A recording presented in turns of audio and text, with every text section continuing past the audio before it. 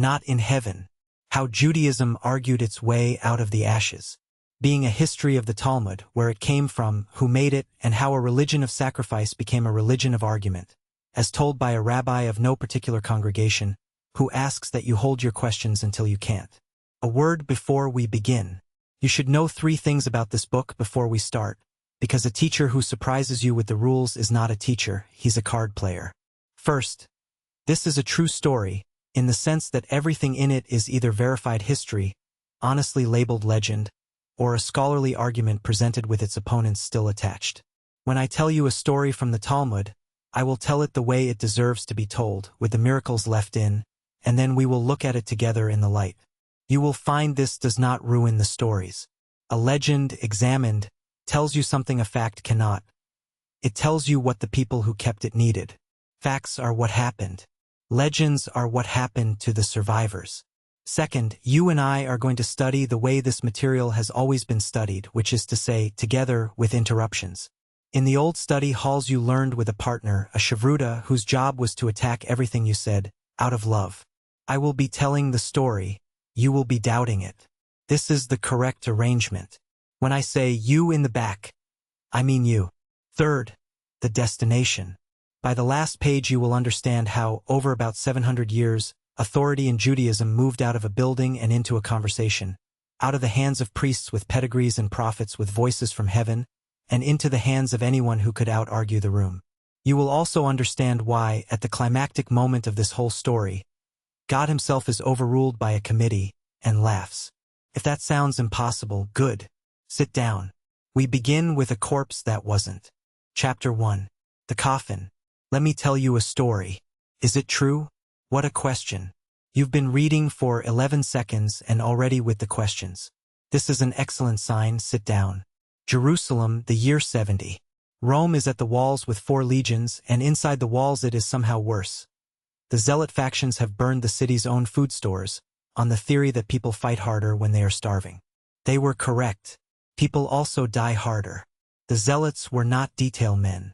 Now, through a checkpoint run by these gentlemen, who execute deserters as a hobby, a coffin is being carried by 2 students. A guard steps forward to run it through with a spear. Standard procedure, you understand. You'd be amazed what people will ship out of a doomed city in a box. He is stopped by the dead man's nephew, a rebel commander named Abba Sikra, who suggests that stabbing his uncle's corpse might look, and here I am paraphrasing the Aramaic, bad.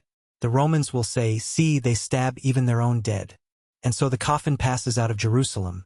The dead, you see, had to be buried outside the walls, which is the whole trick. And inside it, flat on his back and holding his breath, lies Rabbi Yohanan ben Zakkai, the greatest sage of his generation, playing dead so that Judaism might live. The story, as the Talmud tells it in Tractate Gittin, gets better. Ben Zakkai is carried straight to the Roman camp, stands up out of his coffin, imagine the guard's afternoon, and greets Vespasian as Caesar. Vespasian points out, reasonably, that he is not Caesar, and that the penalty for addressing a general as emperor is roughly what you'd expect. Whereupon a messenger arrives from Rome. Nero is dead, and the legions have proclaimed Vespasian emperor. A man who has just been handed an empire by a corpse is inclined to be generous. Ask for something, he says. And here, pay attention, because this is the sentence the whole book hangs on. The old man does not ask for Jerusalem. He does not ask for the temple, the one building on earth where his religion's central rites can be performed, which is at that moment weeks from destruction. He asks for 3 things, and the first is this: give me Yavne and its sages. A town. A small coastal town and the scholars in it. Also, items 2 and 3, the survival of one particular rabbinic family, the dynasty of Rabban Gamliel, and a doctor for a colleague, Rabbi Zadok, who had fasted so long for Jerusalem that his digestion required professional attention. That's the list. An academy, a succession, and a gastroenterologist. With those 3 things, the story says Judaism walked out of the fire. Beautiful, no? A whole religion escapes history in a pine box. Now the second lesson, and it's less comfortable.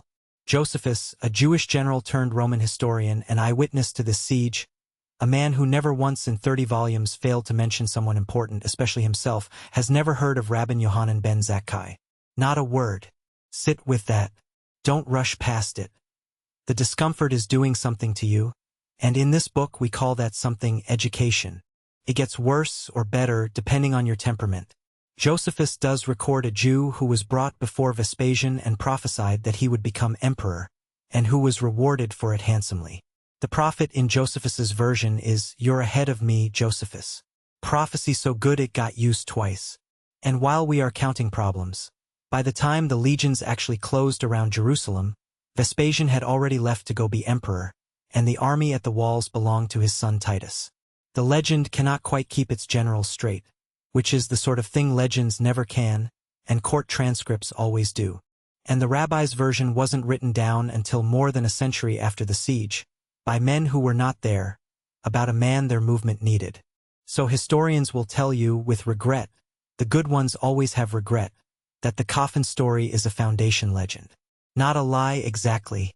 A legend is not a lie. A legend is a people's memory of what must have been true. What the historians will grant you is the colonel, a sage of that name, or sages very like him, really did end up in Yavne after the catastrophe, and Yavne really did become the place where what we now call Judaism was reassembled. The box is legend. The address is history. But before we go to Yavne, you must understand what was actually lost in the year 70, because otherwise nothing else in this book will weigh what it should. You come to this story, I suspect, from the Bible, from the Torah, the books Christians shelve as the Old Testament. Then you know what that religion was. It was not a religion of the book club.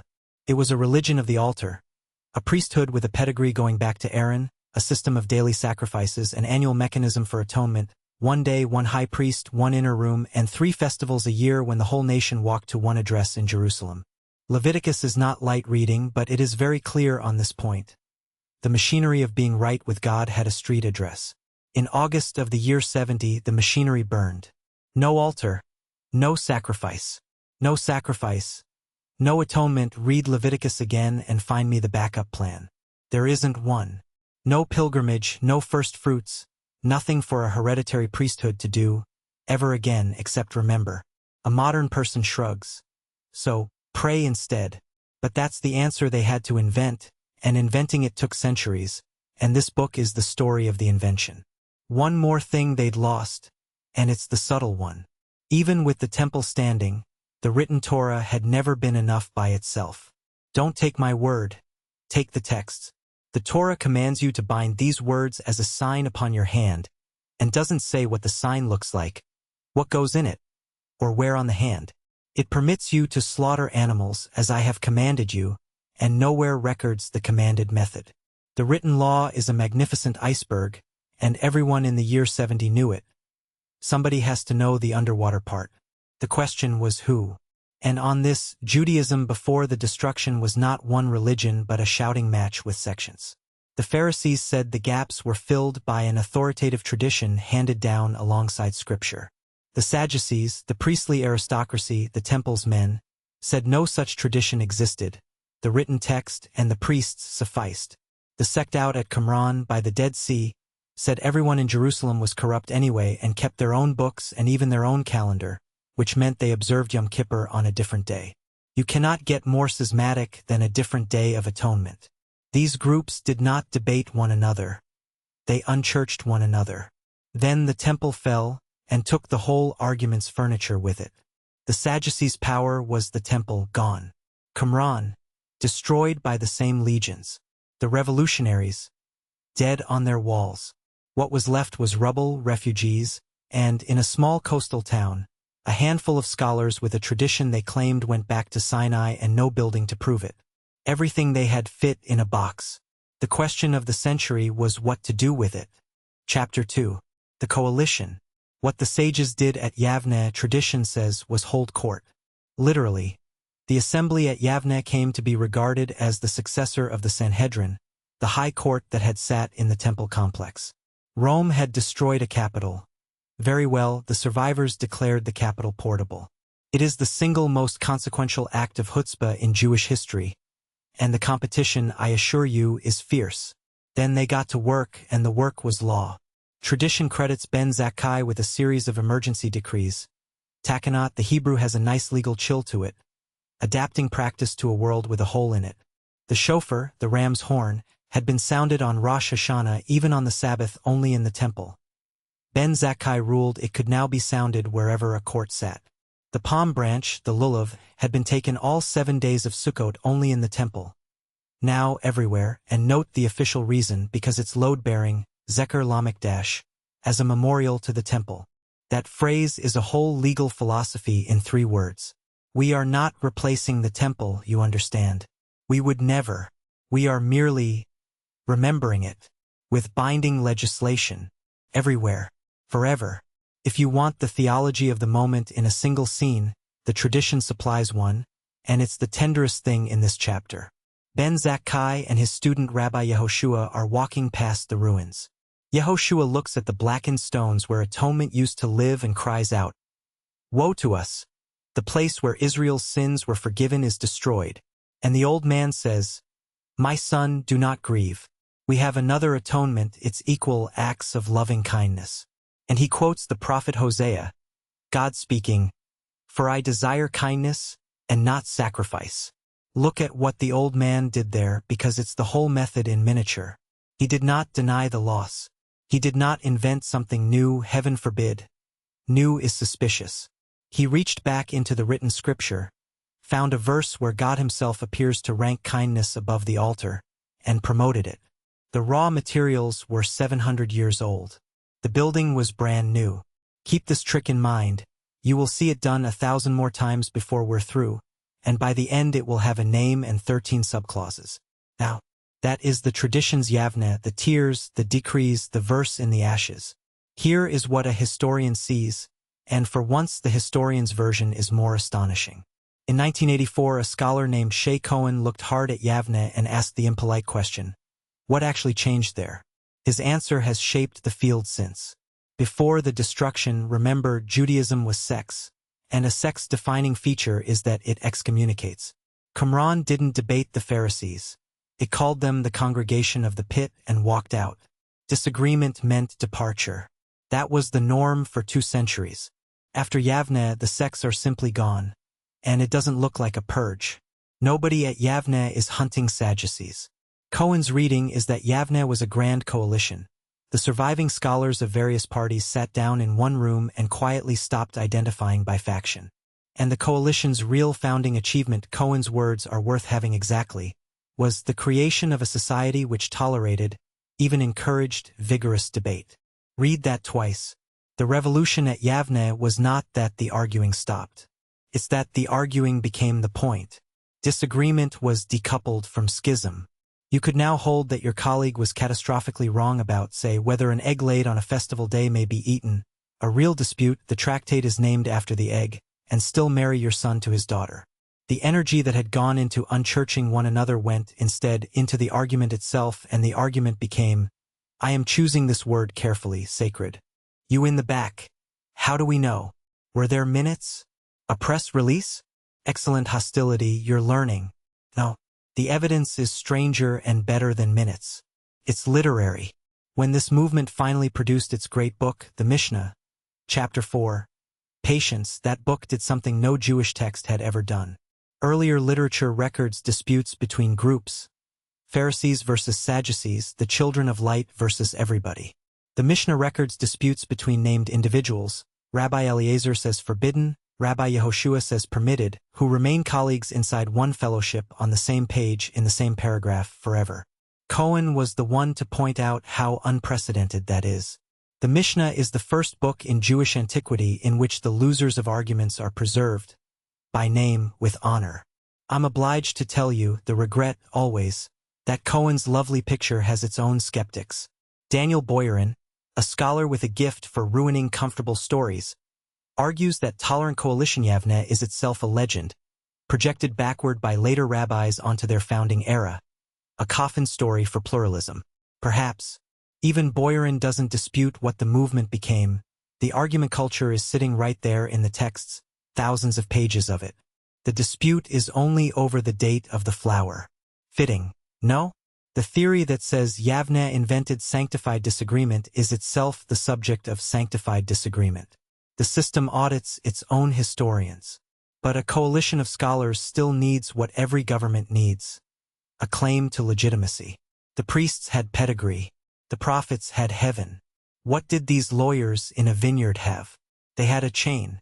And here I must show you the single most important paragraph in rabbinic literature, the opening of a little tractate called Avat, the Fathers. Every claim this book will examine hangs from it.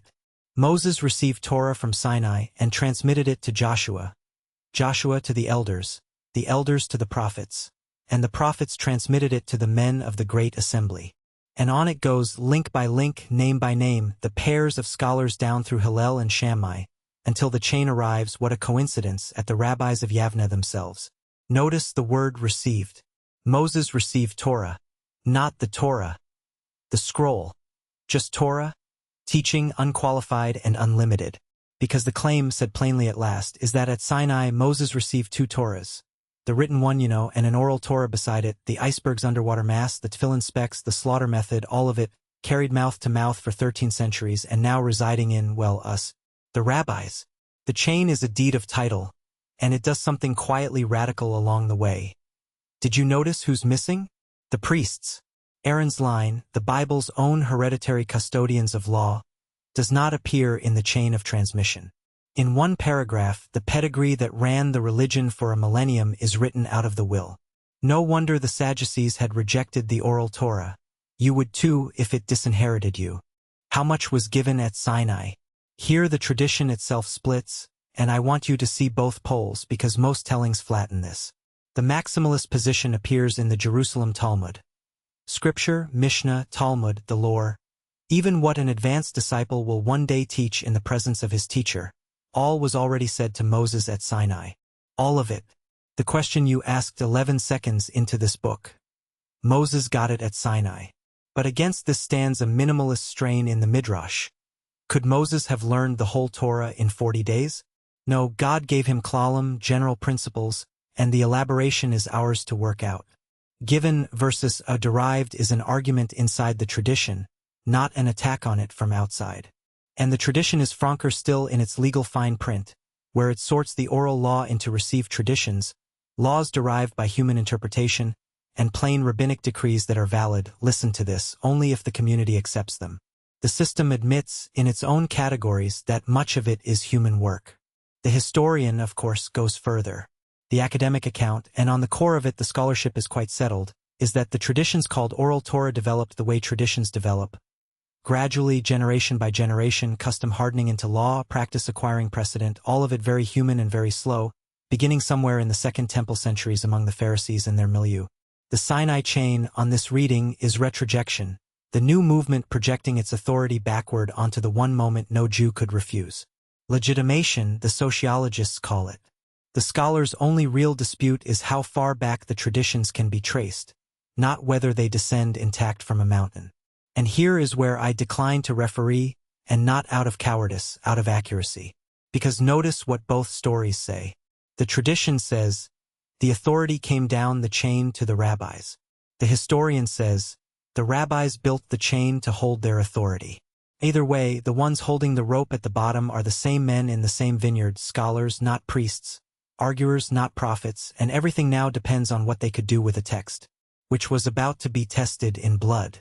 Because 60 years after the first catastrophe it happened again, and the man at the center of the second fire was the greatest interpreter who ever lived. Chapter 3.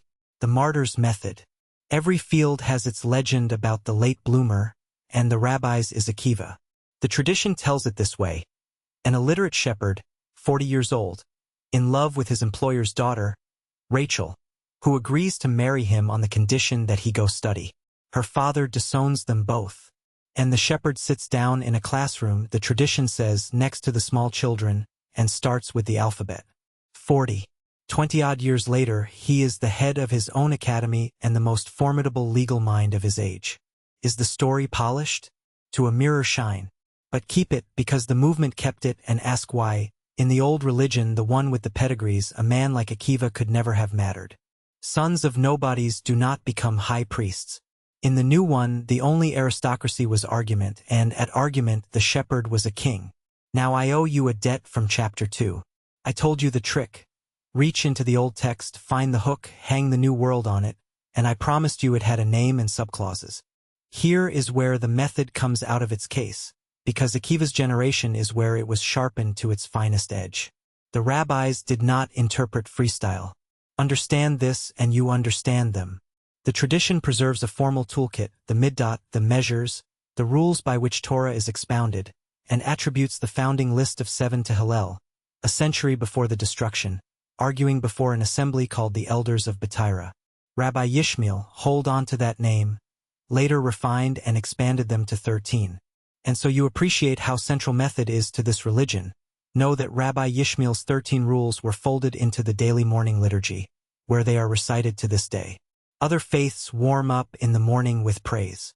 This one warms up by reciting its canons of statutory construction. I know of nothing else like it on earth.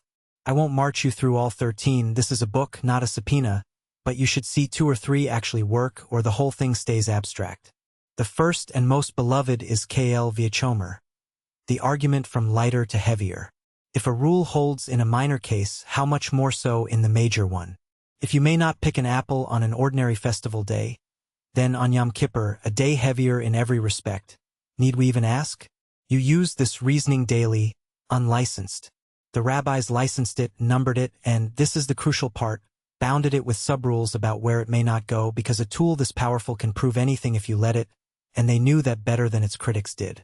The second, Gezerah Shava, is stranger and more revealing, the verbal analogy. If the same unusual word appears in 2 unrelated passages, the passages may illuminate one another. The details of one case flow to the other through the shared word, as if vocabulary were plumbing. To you this may look like word association with a law degree. But watch the safeguard. The tradition ruled that one may not construct a Gezerah Shava on one's own initiative. You may only receive one from your teacher. An interpretive tool so combustible it was sold with a license requirement. These men knew exactly what they were holding. And the humblest, Davar Halamed Minyano, a thing is understood from its context. You shall not steal in the 10 Commandments sits between murder and false witness, capital matters both. So, the rabbis reasoned that verse must mean a capital theft, stealing a person, kidnapping, while ordinary theft is covered elsewhere. Context as evidence. Any modern judge would nod along. Now, tools this sharp raise a question, and it is the question of this chapter. How far may you press? And on this, the generation after Yavneh split into 2 schools, and the split is personified in 2 men, Akiva and that same Rabbi Yishmael, whose dispute is one of the great intellectual duels of antiquity, conducted with perfect civility and total incompatibility. Yavneh's culture working as designed. Akiva's school held that the Torah, being divine, contains nothing casual. Nothing. No repetition is stylistic, no particle is filler. Even the little untranslatable word et, which Hebrew drops before a direct object the way English drops a napkin under a fork, carries law if you press it. Scripture, for Akiva, is infinitely compressed.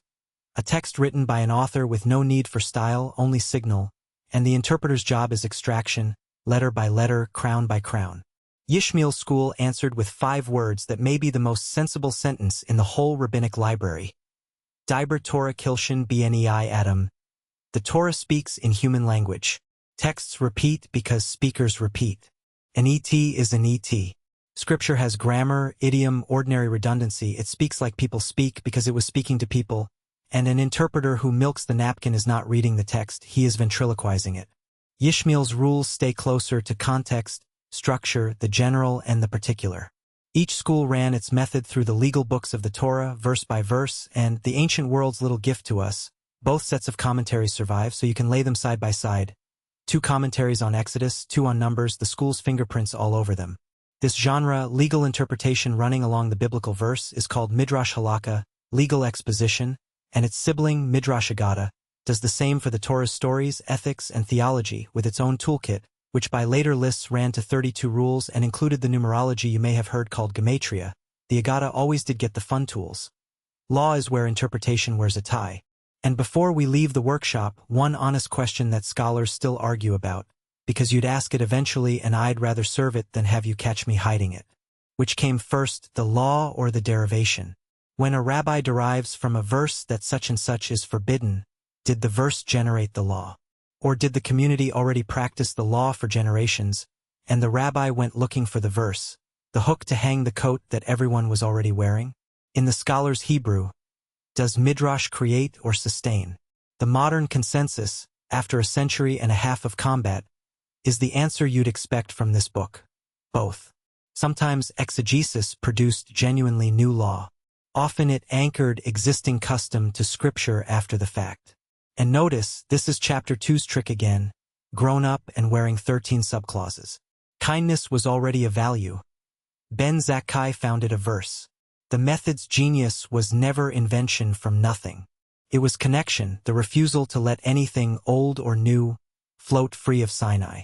So, the tools sharpened, the schools flourishing, a generation of genius. Now comes the fire, because in this book the fire always comes. In the year 132, Judea rose against Rome again, under a commander called Bar Kokhba, son of the star, a messianic nom de guerre. And the tradition drops here one of its most unflinching confessions. Akiva, the greatest mind of the movement, looked at Bar Kokhba and declared him the Messiah. King Messiah, he said. A colleague answered him. Rabbinic candor at its most brutal. Akiva, grass will grow from your cheeks and the son of David will still not have come. The colleague was right. Rome sent its best general, and by 135 the revolt was a graveyard. The historians' accounts speak of devastation that dwarfed even the year 70. Judea depopulated, Jews barred from Jerusalem, the center of Jewish life pushed north into the Galilee. And the tradition records what the empire did to the scholars.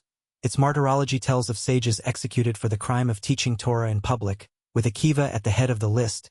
His flesh raked with iron combs, the story goes, while he recited the Shema, drawing out the word Echad, one, until his soul left him with it. His students asked, "Students, God love them, will ask anything, even now, Master?" "Even now," he said. "All my life I wondered if I could love God with all my soul. Now the answer has arrived, and I should decline the question? Legend polished? Certainly, you know the drill by now, and the drill does not make the fire cooler. Here is what the fire means for our story, and it is the hinge of the whole book. Consider what the movement now knew. It had lost the temple, survived barely on the strength of an oral tradition. It had now lost the land's heart, a generation of masters, and the schools of the South, and an oral tradition lives exactly as long as the men who remember it. 2 catastrophes in 65 years had made the actuarial tables very legible. Memory was now the single point of failure for the entire enterprise. Every teacher who died untranscribed was a library burning. Somebody was going to have to do the forbidden thing and write it down. Chapter 4. The Prince's Gamble. The somebody, when he arrived, was the least likely revolutionary in this book. A rich man on excellent terms with the government. Rabbi Yehuda, history remembers him as Hanasi, the prince, or often just as rabbi, the way a certain kind of lawyer is just counsel. Led the community from the Galilee in the decades around the year 200. Holding the office of patriarch, the very dynasty Ben Zakkai's coffin list had asked Vespasian to preserve. Item 2 on the list. The legend keeps receipts.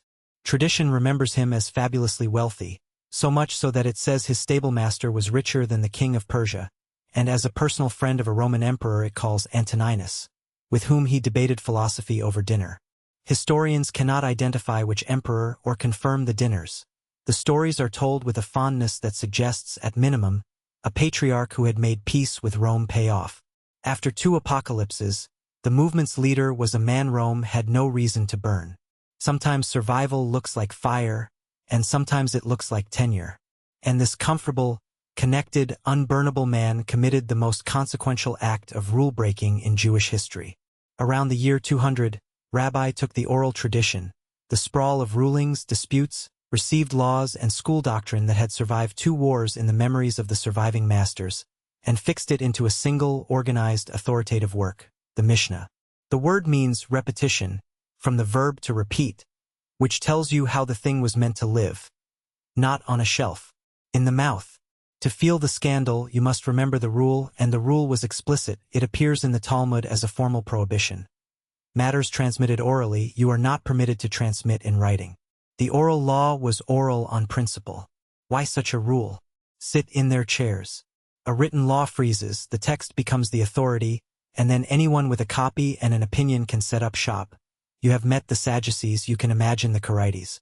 And oral law, by contrast, lives only inside the master-student relationship, the chain of Avat embodied. The prohibition wasn't squeamishness. It was the constitution of the chain. So how does the most establishment man in the movement break the constitution? With the establishment's favorite tool, a verse, interpreted. Psalm 119 verse 126. And I want you to watch this closely, because it is the single most audacious reading in a book full of them. The verse's plain sense runs, "It is time for the Lord to act.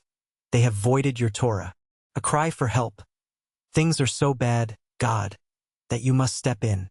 The tradition turned it around and read it as license. It is a time to act for the Lord, therefore they have voided your Torah.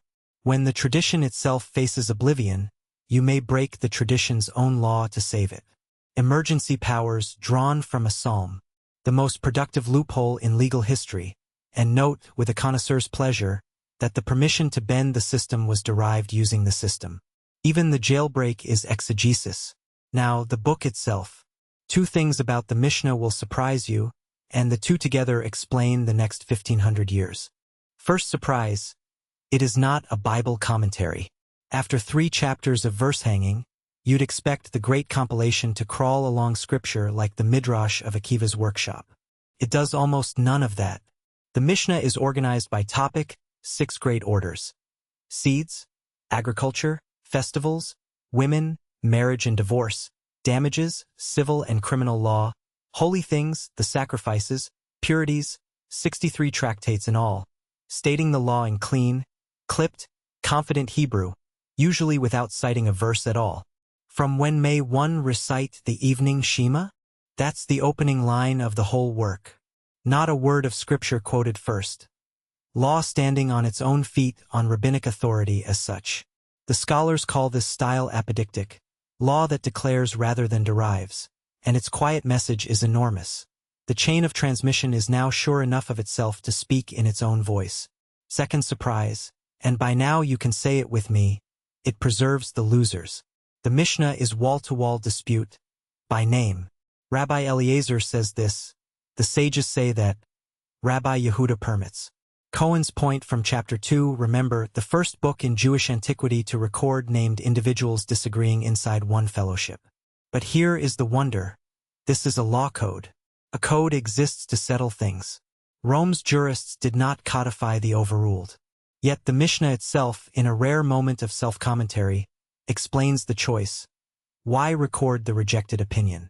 So that a later court, seeing the matter differently, will find the minority view standing there, preserved, available to rely on. Read that again slowly. The code is designed for its own revision. The losers are kept because the argument is not over. The argument is never over. The argument is the point, and today's dissent is filed as tomorrow's option. I have read constitutions with less humility. I have certainly read comment sections with less. So the deed is done, the tradition is written, the crisis is over. Yes? You in the back have your hand up, and I know what you've got. Rabbi, you said the Mishnah lived in the mouth. So was it actually written down, or not? I could kiss you. That is a locked room mystery 800 years old. And the tradition argues both sides of it about its own founding document. One great medieval line, the Geonim of Babylonia and Rashi with them, holds that Rabbi never wrote a word. He fixed the wording, a precise oral text, machine-stamped into memory and entrusted to professional reciters, called, confusingly and delightfully to name, repeaters, living books employed by the academies, of whom it was occasionally grumbled that they recited flawlessly and understood nothing. Every institution has its hard drives. The other line, associated with Maimonides' readers, takes compiled to mean written. And the modern scholars? Many lean toward oral publication. A fixed text is no less fixed for living in trained mouths. And beyond that they debate a deeper question. What kind of editor was Rabbi?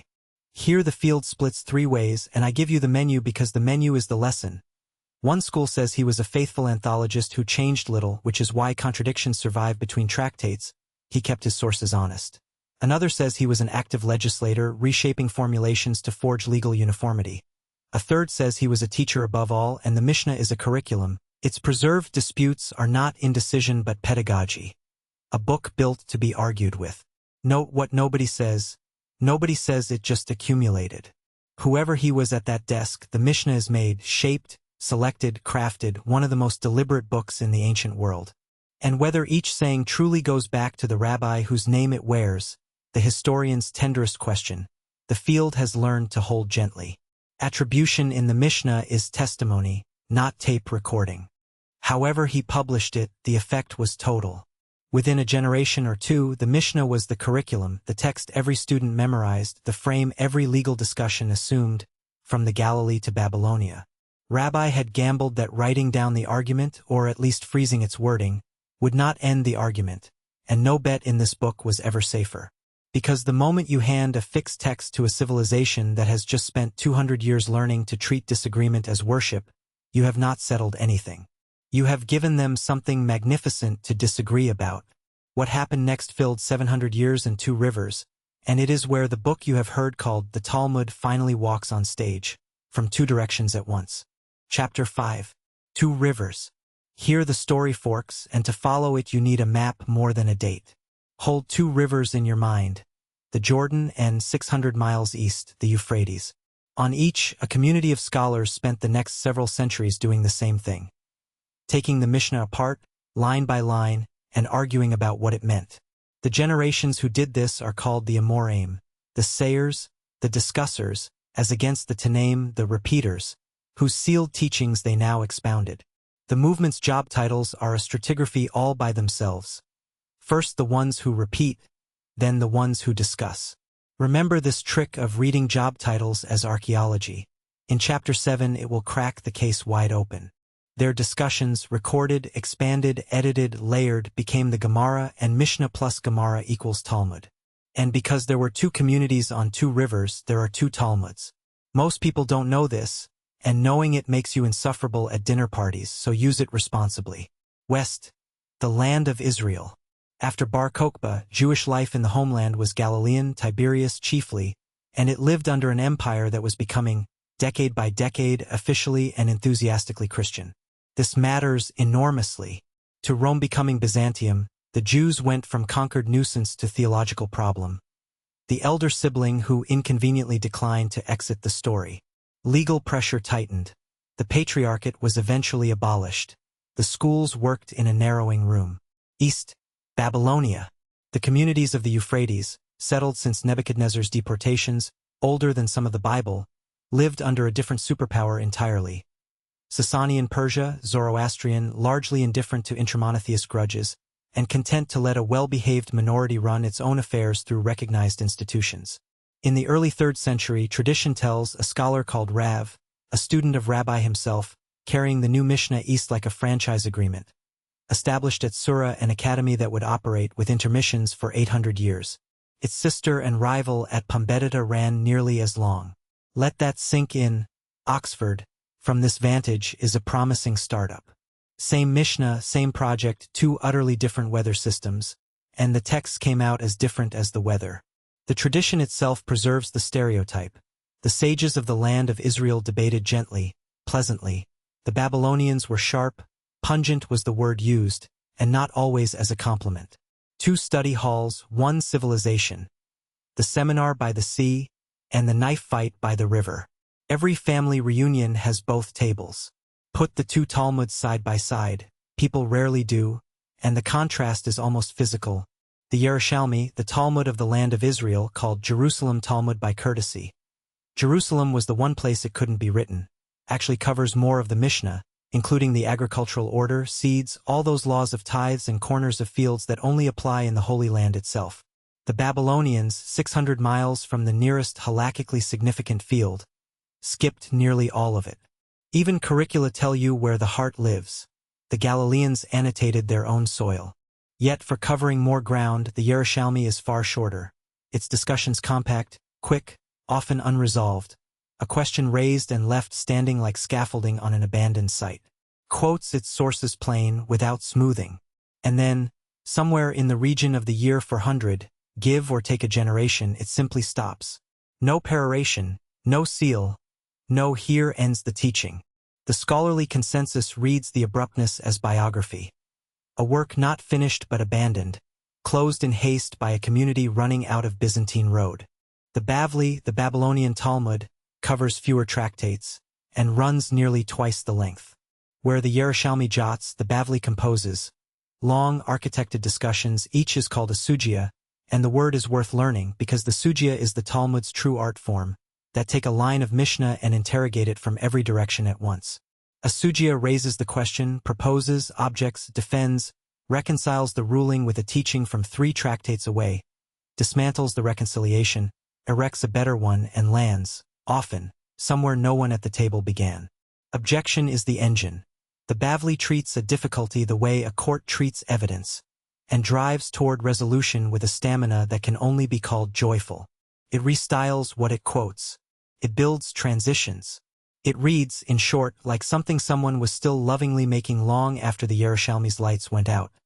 A suspicious observation, which I am leaving here on the table in plain sight, and we shall pretend together that I haven't. History then ran its cruel tournament and the Bavli won, so completely that to this day, the Talmud, unmodified, means the Babylonian won. Why? Not because a council voted. Because of everything this chapter has told you compounding. The Galilean center declined and eventually effectively dissolved under Byzantine pressure. Babylonia inherited the world. In the centuries after the Bavli's Amoraim, the heads of Sura and Pumbedita, the Geonim, the eminences, became the address to which the whole dispersed Jewish world, from Spain to North Africa, mailed its legal questions. And the answers came back sourced from the text the Geonim knew, taught, and kept polishing, their own.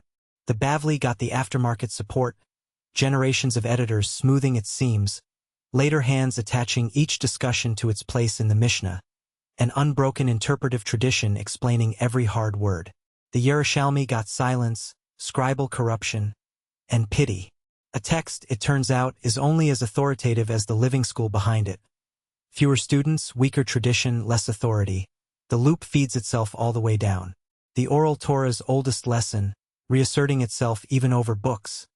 It was never really about the pages. It was about the people holding them. So, 2 rivers, 1 winner, and inside the winner, thousands of pages of structured argument. Which brings us, at last, to the question you have been too polite to press since chapter 2, though I saw you holding it. All this celebrated disagreement, the preserved losers, the sanctified dispute, the sugya that argues both sides better than either side argued itself. How does anything ever get decided? Come. The court is in session, and today God himself is appearing for the losing side. Chapter 6. Not in heaven. 2 cases.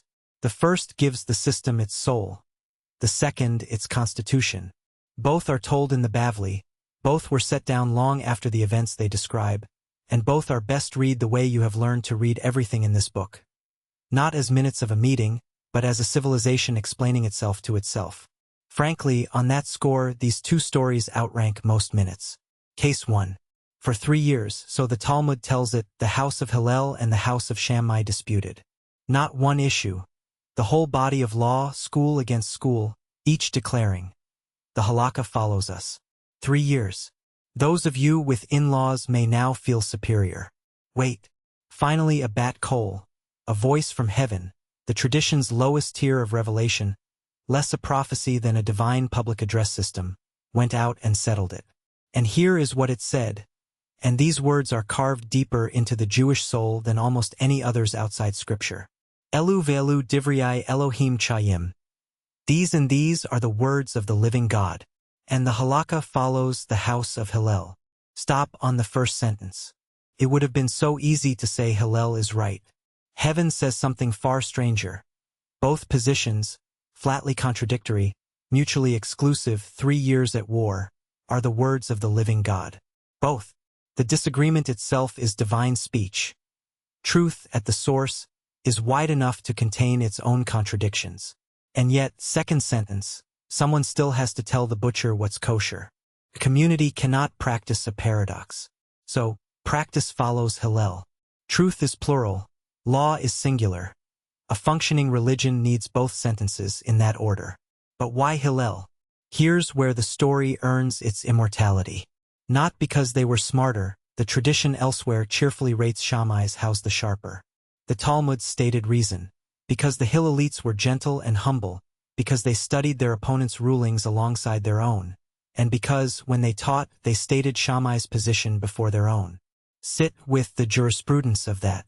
The law follows not the school that was right, but the school that was decent about it, the one that could state the other side so faithfully that the other side would sign it. It is a legal system awarding final authority to epistemic character, to the habit of housing the opposing view in your own head, honorably, before you answer it. 20 centuries later, the Internet was invented, and the principle became legible to everyone. 2 footnotes from the fine print, because the fine print never disappoints. First, in a small clutch of cases, the tradition counts 18 from one dramatic day when the Shammaites outvoted everyone. The law follows Shammai after all. Every constitution keeps a scar. Second, and I mention it only because it is too lovely to withhold, a much later mystical tradition holds that in the age of the Messiah, the halakha will flip and follow Shammai. The minority opinions, you see, were never wrong. They are wine, cellared for a world that isn't ready. The Mishnah kept its losers for the same reason. Nothing in this system is ever thrown away. It is all just waiting. Case 2. Now the Constitution. It begins, I love this about it, with a dispute over an oven. A certain oven, cut into segments and reassembled with sand between them. Is it, for purity purposes, a whole vessel, which can contract impurity, or broken shards, which cannot? It is called the oven of Achnai, and if the stakes strike you as small, good. The story chose small stakes on purpose, the way the deepest court cases are about a parking ticket. Rabbi Eliezer, the greatest of his generation, Ben Zakkai's own star student. The tradition compared his memory to a cistern that never loses a drop, ruled it pure. The sages, in majority, impure. Eliezer answered every objection, the Talmud says, with every argument in the world. The majority did not move. So Eliezer, out of arguments, escalated, and here the story throws open the doors. If the halakha is with me, let this carob tree prove it. And the carob tree tore itself out of the ground and landed 100 cubits away. The sage's reply is the driest line in rabbinic literature. One does not bring proof from a carob tree. If the halakha is with me, let the stream prove it. The stream flowed backward. One does not bring proof from a stream. Let the walls of the study house prove it. The walls began to buckle inward, whereupon Rabbi Yehoshua, remember him, the weeper at the ruins, older now, rebuked the walls. When scholars are contending in halakha, what business is it of yours? And the walls, the Talmud has the comic timing of the ages here, stopped falling out of respect for Yehoshua, but did not straighten out of respect for Eliezer. They stand leaning to this day, says the Talmud, masonry holding the middle of an argument neither side would drop. The building itself taught to say taiku, the Talmud's own term for a stalemate left standing. Then Eliezer played the last card in the deck. If the halakha is with me, let heaven prove it. And a bat coal went out, the same instrument that crowned Hillel, and said, why do you contend with Rabbi Eliezer? The halakha follows him in every place. Total victory. The author of the law intervening live for Eliezer. And Rabbi Yehoshua stood up. I want you to see him, the old man rising in the wrecked geometry of that room, and answered heaven with 3 words of heaven's own Torah. Lo bashamayim high. It is not in heaven. Deuteronomy, chapter 30. The Torah is not in heaven, that you should say, who will go up and get it for us? It is very near to you, in your mouth and in your heart. Moses, in context, meant, the law is not out of reach. No expedition required. Yehoshua drew the sword all the way out of that sheath. The Torah is not in heaven anymore. You gave it, at Sinai gave, past tense, a completed transfer, and it is written therein to follow the majority. We therefore pay no attention, the audacity has no floor, to a heavenly voice. Heaven has standing in this court as legislator emeritus, not as counsel. The Talmud then does the one thing that could top this. It asks, because someone in the study house always asks, by now that someone is you, what did God make of being overruled on his own law by a committee of the retired law's recipients? And it answers with testimony from the prophet Elijah, who, being deathless, moonlights in the Talmud as heaven's correspondent in that hour. The Holy One laughed and said, Nitzchuni Benai, my children have defeated me. My children have defeated me. Not wrath, not a thunderclap, a father's laugh, the delight of a teacher beaten, fair and square, at his own game with the tools he taught. It is, I will say carefully, the only scene I know in any scripture where God rejoices in losing, and the tradition that told it on itself understood exactly what it was doing. The gift had been given whole. The children had grown up. The argument was theirs now.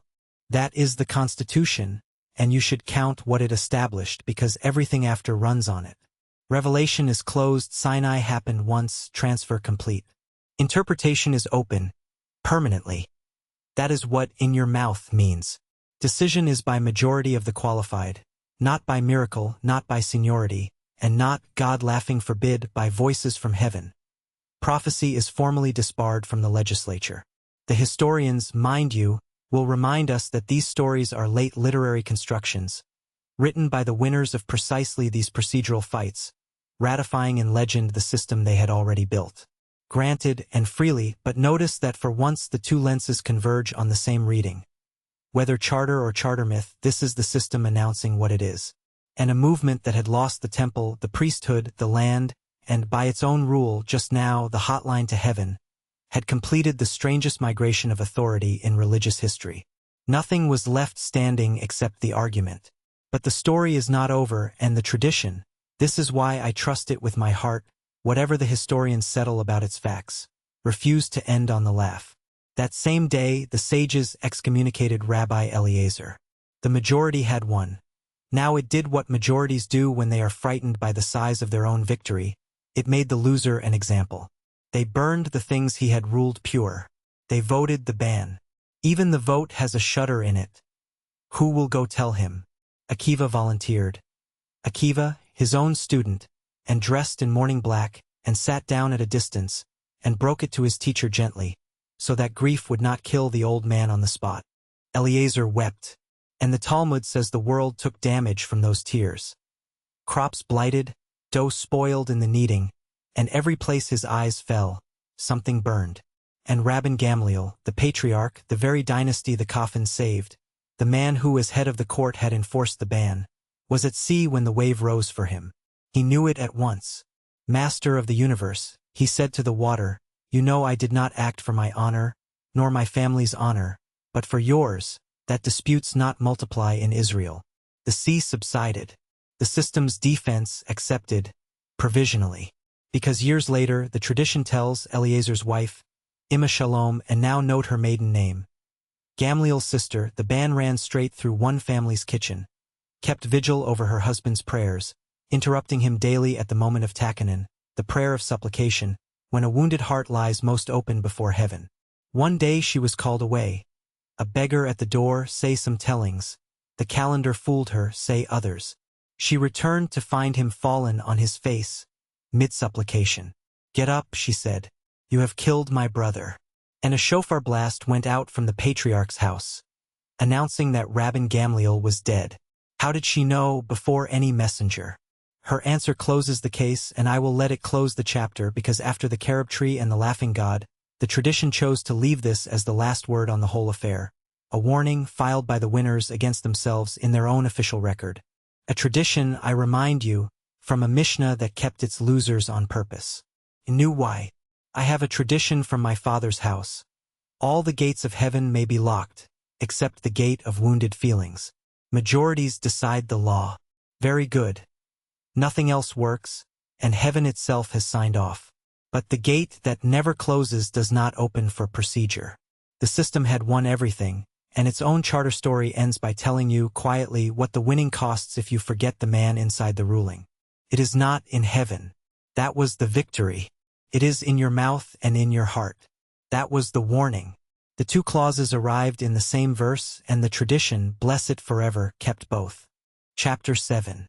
The Anonymous Voice.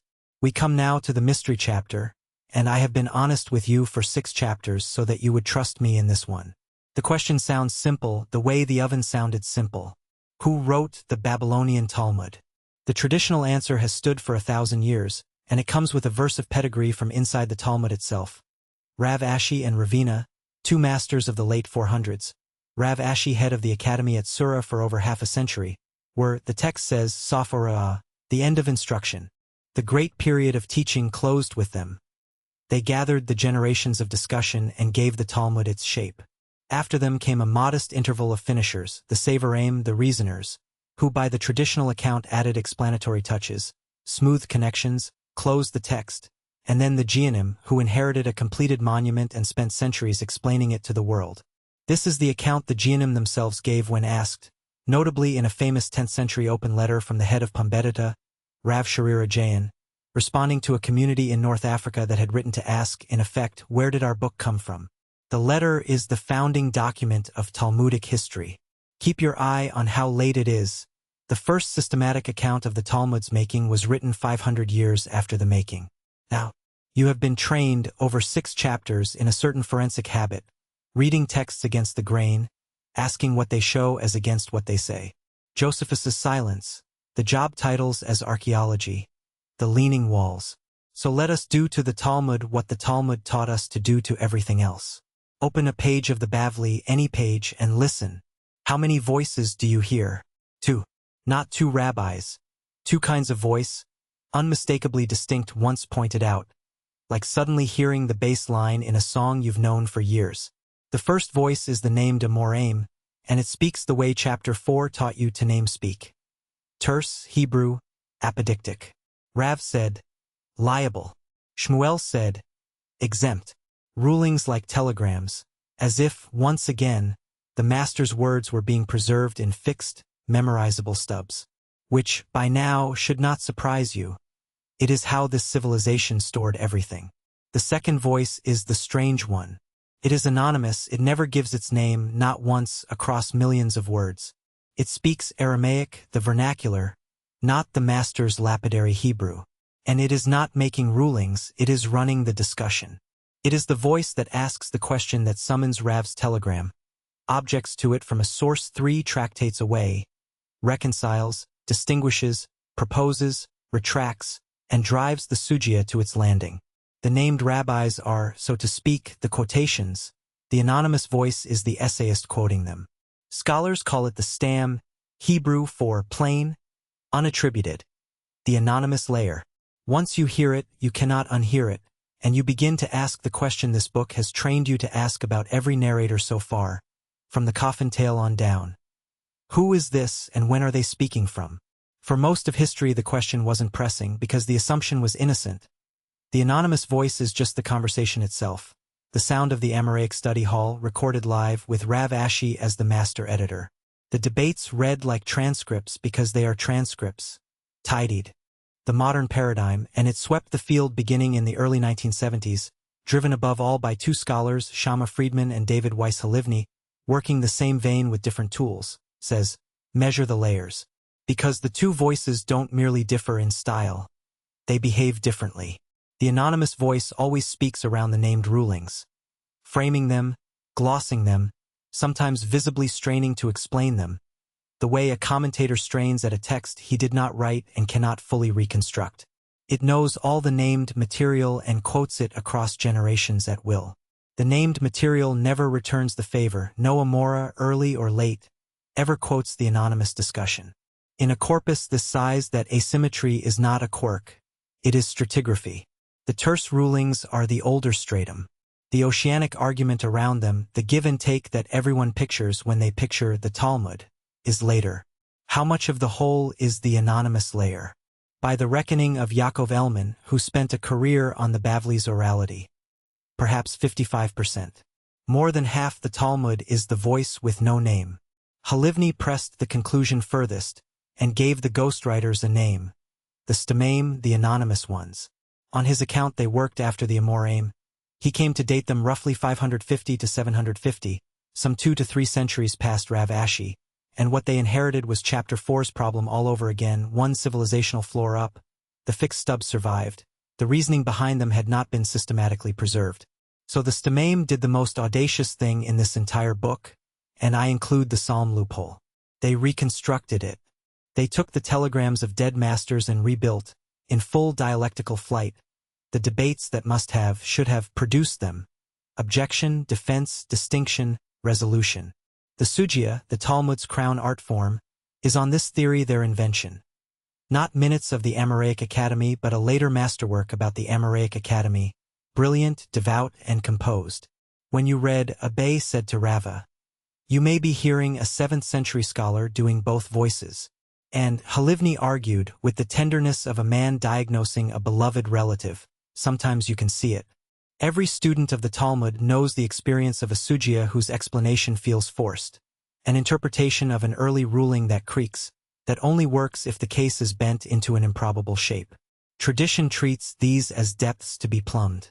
Halivni read them as scars, places where the original reasoning had been lost in transmission, and the reconstructors, working at centuries' distance with only the stub in hand, guessed nobly and not quite right.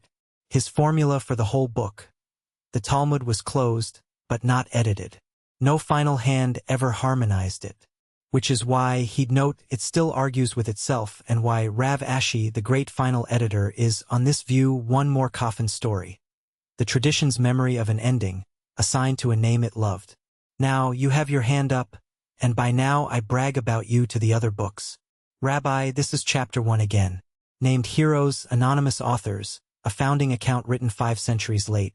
How is Sharira's letter not just Josephus's problem all over again? And if the debates are reconstructions, why should anyone pray by this book? Both barrels, wonderful. To the first, yes, precisely, with one great difference. This time the counter-evidence isn't an outside historian's silence. It is internal, the fingerprints are in the text itself, recoverable by anyone who learns to hear the two voices.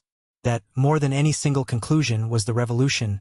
Friedman built it into a method, peel the sugya layer from layer, memra from stam, and then into an institution, a whole school of commentary that reads the Talmud stratigraphically, the way an archaeologist reads a tell. And, in the fairness this book owes its dead. The medievals occasionally heard it too. Here and there a Ramban or a Rashba notes that this is not the Amora's language but the Gemara's. They heard the baseline. They lacked only the theory to name it. To the second question, why pray by a reconstruction? Hold it. It is the last chapter's question, and it deserves the man the last chapter belongs to. I owe you first the descent, in full, by the rules of the house, stated before my own view, the way Hillel's people would.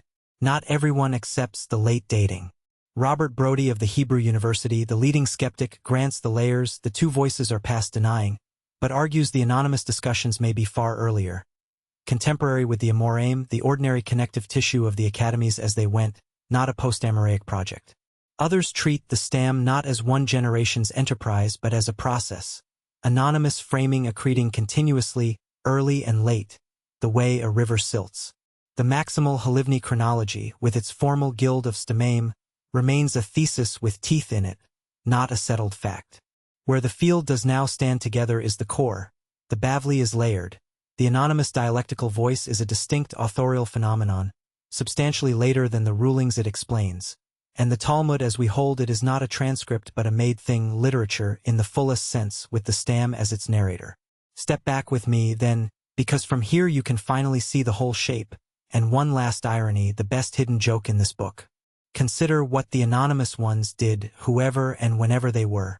The tradition's deepest rule, from Sinai's chain to Gittin's prohibition, was that the oral Torah lives in mouths, in the master-student bond, never in the dead letter. And here is Elman's finding about these very reconstructors. They composed orally, the stam itself bears the marks of oral formulation and transmission. The academies held out against the written page for centuries even as they built a work of 2.5 million words. The Bavli is a book the size of a small library, composed by men ideologically opposed to books. And its builders, who gave every quoted master his name with courtly precision. Rav said, Shmuel said, Rabbi Yohanan said, left their own names nowhere. The greatest single authorial achievement in Jewish history, and the authors declined the byline. In a tradition whose every page shouts attribution, the silence is a signature. They did not want you to hear them. They wanted you to hear the argument going on alive in your own mouth exactly as promised. Not in heaven. They very nearly got away with it, too. It took until the 1970s for anyone to dust for prints. Chapter 8. The Survivor's Question.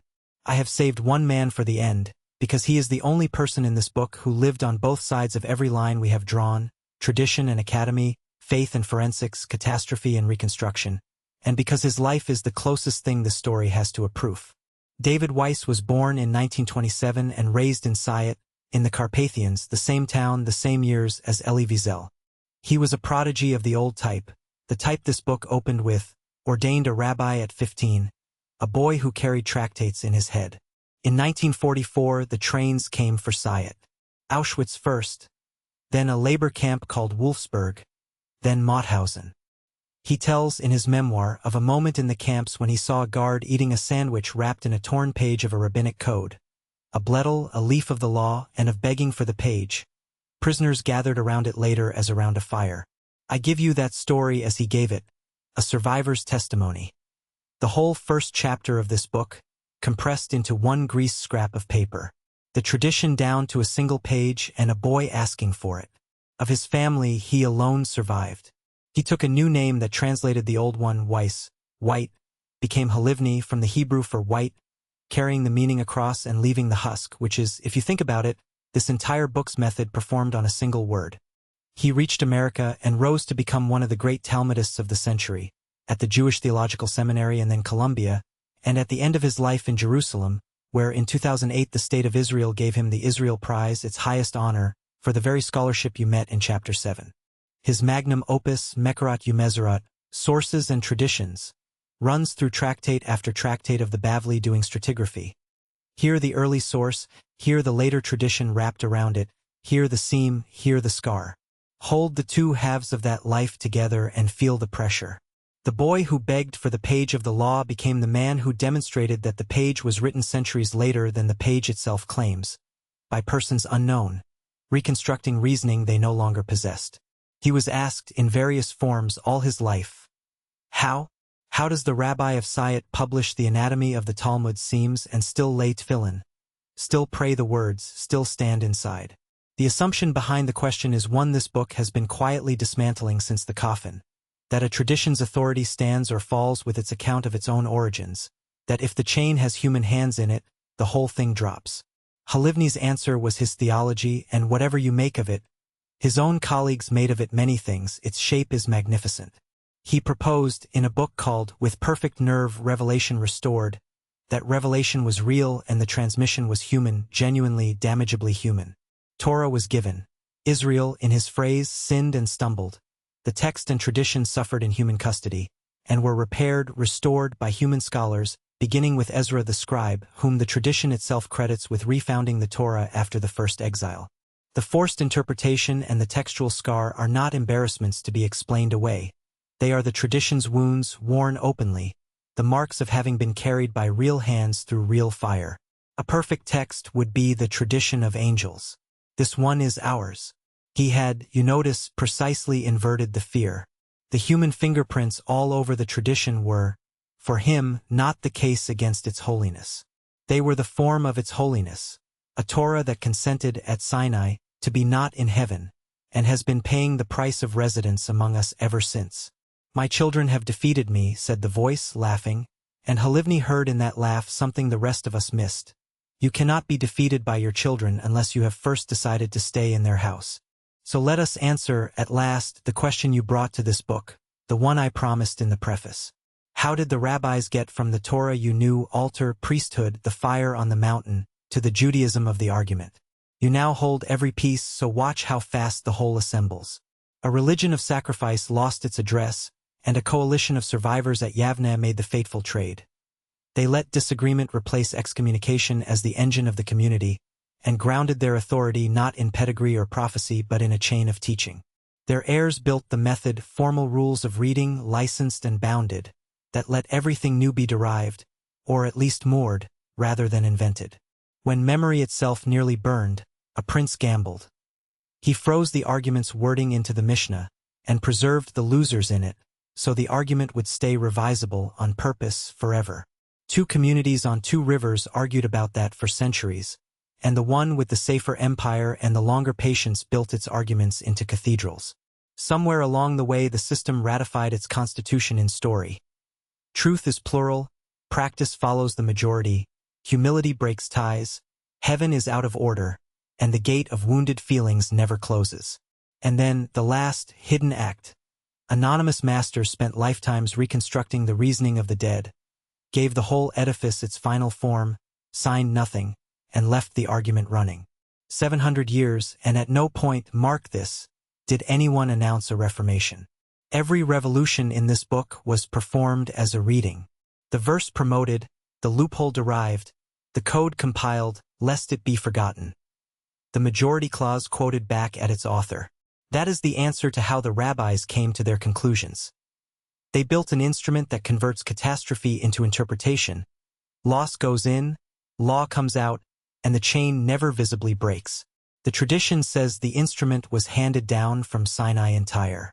The historians say it was forged in the fire, by the survivors, out of the only materials that don't burn.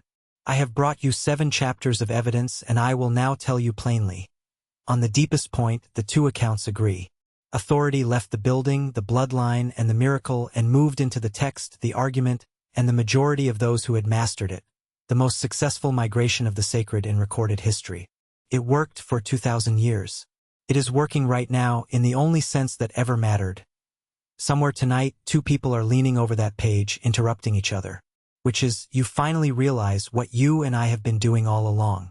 This book has been a sugya, question, objection, digression, the losers preserved, the dissent stated first, one voice named on the cover, and the real work done by the argument between us. You in the back, you were the point. There is a line in that little tractate of the fathers, where the chain began, attributed to a sage with the unimprovable name of Ben Bag, and it is the only instruction the whole tradition ever really issues, so I will leave you holding it. Turn it and turn it again, for everything is in it. The coffin got out of the city. The argument is yours now. Turn it.